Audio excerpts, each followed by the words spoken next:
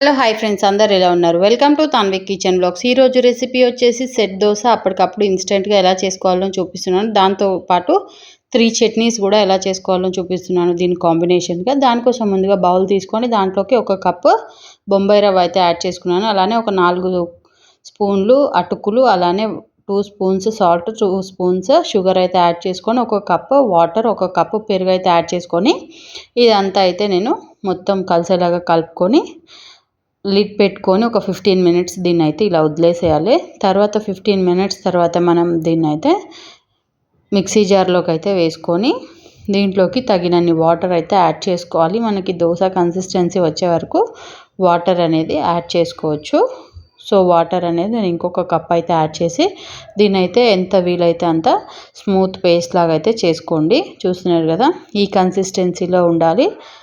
ఇంత సాఫ్ట్గా అయితే మిక్సీ పట్టుకోండి. దీన్ని అయితే ఒక బౌల్లోకి అయితే ట్రాన్స్ఫర్ చేసుకొని దాంట్లోకి 1 స్పూన్ బేకింగ్ పౌడర్, అలానే 1/2 స్పూన్ బేకింగ్ సోడా యాడ్ చేసి దానిపైన నిమ్మరసం అయితే వేస్తున్నాను. మీకు కావాలంటే ఒక ప్యాకెట్ ఈనో ఉంటుంది కదా, ఈనో కూడా యాడ్ చేసుకోవచ్చు.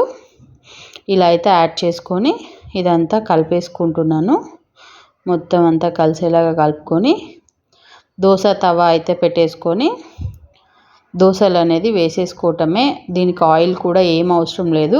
ఇలా ఒక 2 గంటలు దోశ బ్యాటర్ అనేది వేసేసుకొని అలా వదిలేసేయటమే. దాన్ని మొత్తం పైన అంతా బబుల్స్ లాగా వచ్చేసి 1 సైడ్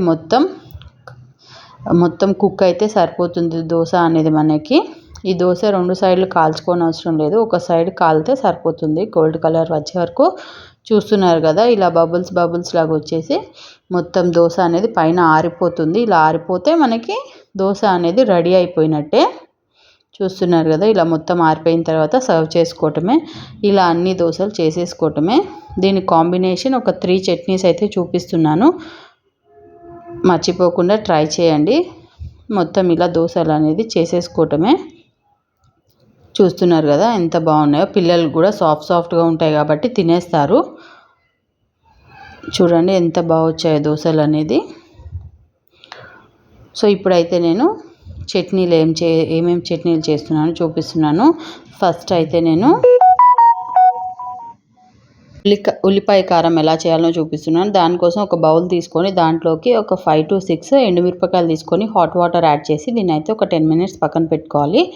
ఇంకొక మిక్సీ జార్ తీసుకొని దాంట్లోకి 1 కప్పు పల్లీలు, 1 కప్పు పుట్నాలు, అలానే ఒక 3-4 పచ్చిమిరపకాయలు, అలానే టేస్ట్కి తగ్గట్టు సాల్ట్ యాడ్ చేసుకొని దాంట్లోకి కొంచెం చింతపండు కూడా యాడ్ చేసుకొని కొంచెం వాటర్ అనేది యాడ్ చేసుకొని దీన్ని అయితే స్మూత్ పేస్ట్ లాగా అయితే చేసుకోవటమే. ఇది పల్లీ చట్నీ. ఇలా స్మూత్గా చేసుకొని మనం ఇంకొక గిన్నెలోకి అయితే ట్రాన్స్ఫర్ చేసుకొని చట్నీకి అయితే పోపు చేసుకోవాలి. కడాయి తీసుకొని ఆయిల్ యాడ్ చేసుకొని ఆవాలు, జీలకర్ర, కొంచెం కరివేపాకు, అలానే ఎండుమిరపకాయలు అయితే వేసుకొని పోపు చేసుకొని యాడ్ చేసుకుంటున్నాను. ఇంకొక చట్నీ వచ్చేసి ఇప్పుడు ముందుగా నేను ఉల్లిపాయ కారం అన్నాను కదా, దానికోసం మిరపకాయలు అయితే నానబెట్టుకున్నాము. మిక్సీ జార్ తీసుకొని దాంట్లోకి ఒక 15 వెల్లుల్లి రెబ్బలు అయితే యాడ్ చేసుకొని ఒక 2 ఆనియన్స్ ముక్కలుగా కట్ చేసుకొని యాడ్ చేసుకుంటున్నాము.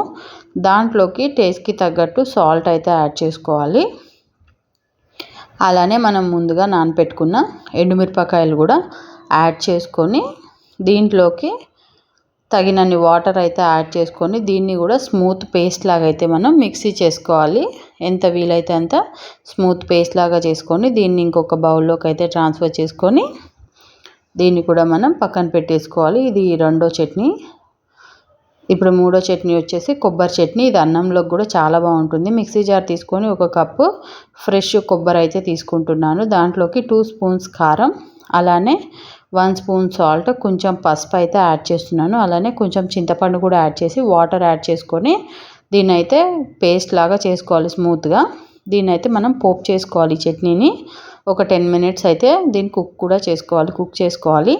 పాన్ తీసుకొని ఆయిల్ అనేది యాడ్ చేసుకొని దాంట్లోకి 1 స్పూన్ ఆవాలు, 1 స్పూన్ జీలకర్ర అయితే యాడ్ చేసుకొని ఎండుమిరపకాయలు కూడా యాడ్ చేసుకుంటున్నాను నేను ఒక 2-3. అలానే కరివేపాకు కూడా యాడ్ చేసి ముందుగా మిక్సీ పట్టుకున్న కోకోనట్ చట్నీ అనేది యాడ్ చేసుకొని లిడ్ పెట్టుకొని ఒక 10 మినిట్స్ కుక్ చేసుకుంటే సరిపోతుంది. ఇది అన్నంలోకి అయితే వేడివేడి అన్నంలో వేసుకొని తింటే చాలా బాగుంటుంది.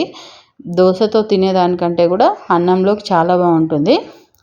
చూస్తున్నారు కదా, చట్నీ అనేది ఇలా కలిపేసుకొని లిడ్ పెట్టుకొని ఒక 10 మినిట్స్ కుక్ చేసుకుంటే సరిపోతుంది. మనకి చట్నీ అనేది రెడీ అయిపోతుంది.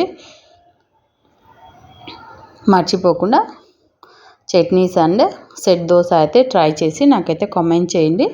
మీకు ఏ రెసిపీస్ కావాలో, నా రెసిపీస్ నచ్చుతున్నాయో లేదో మర్చిపోకుండా నా ఛానల్ని సబ్స్క్రైబ్ చేసుకోండి. Thank you.